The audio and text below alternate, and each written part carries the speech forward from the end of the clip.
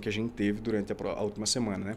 Então a gente estava passando praticamente no DXY por um fluxo de desvalorização, que isso aqui se baseia justamente naquela diminuição na taxa de juros americana, né? Então a gente estava fazendo essa precificação aqui para queda. O que é que acontece? Durante a semana a gente tem uma inversão um pouco do fluxo e o mercado ele faz um movimento de alta gerando uma quebra de estrutura. Depois a gente vê o movimento de captura de liquidez e faz um movimento de impulsão, né? Então a gente está tendo praticamente a formulação aqui de uma estrutura interna de alta para uma estrutura macro de queda, né? Então praticamente as mesmas movimentações de estrutura interna que aconteceram anteriormente no índice do dólar americano estão se repetindo, né? Então aqui a gente tem essas movimentações que são as estruturas internas altistas, né? Durante esse período de queda, e as pessoas podem achar que essa movimentação ela vai reverter o mercado, né? Ó, aqui, o mercado está entrando em estrutura de alta, vai reverter.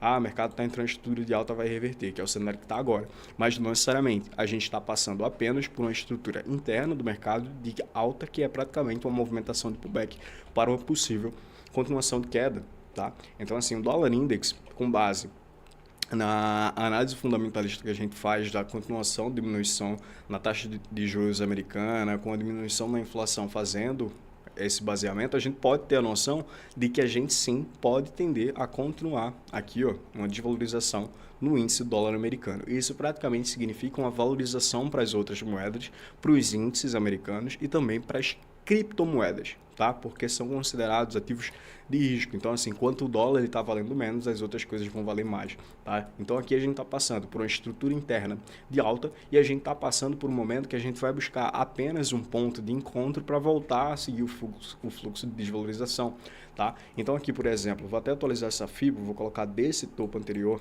até esse fundo, a gente está vendo o mercado fazendo a negociação agora numa região de oferta, tá?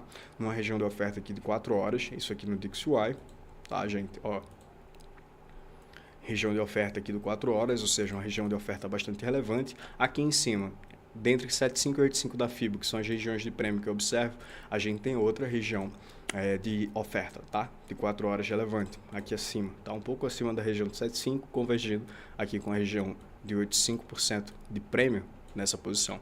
Então agora a gente está tendo uma renegociação do ativo dentro da região de oferta. O que a gente tem que observar? A gente tem que observar se o dólar ele vai fazer a violação dessa região de oferta ou se ele vai continuar o fluxo de queda, né? Então o que é que a gente tem que ver? Aqui o preço de fato na estrutura interna ainda está de alta, mas o que pode acontecer é justamente a gente ter uma reação desse ativo no sentido vendedor enquanto ele não faça a violação dessa região de supply. Porque o que pode acontecer? O mercado ele pode fazer simplesmente também uma captura de liquidez nesse ponto, voltar, né? Não necessariamente fechar o pavio do candle acima da região de supply e estruturar para queda. Então, os dois pontos principais que eu consigo observar para dólar index são praticamente esses, tá? Então, essa região de supply, a gente pode ter um alinhamento de fluxo acontecendo no low time frame, ou seja, o mercado vem, estrutura, faz a mitigação novamente e começa a quebrar aqui as estruturas de queda, tá? A gente pode ver isso acontecendo e aí para ter uma continuação na desvalorização do índice do dólar americano. Ou a gente pode ter a violação dessa região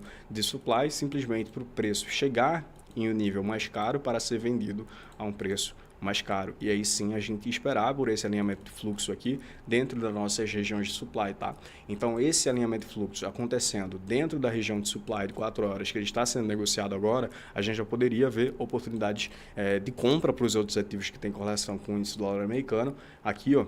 Ou se ele fizer a violação, a gente pode ver justamente o preço chegando nessa região de supply para aí sim fazer a desvalorização, entrando no fluxo de queda, tá, gente? Vocês entendem esse conceito que eu tinha falado, inclusive, tenho explicado na live anterior, né? Sobre a questão da taxa de juros, como é que isso impacta o mercado, como é que a gente utiliza isso para fazer as nossas operações. Mas praticamente a gente tem a base nisso, né? A base fundamental entrando aqui, fazendo o alinhamento com análise gráfica também, tá?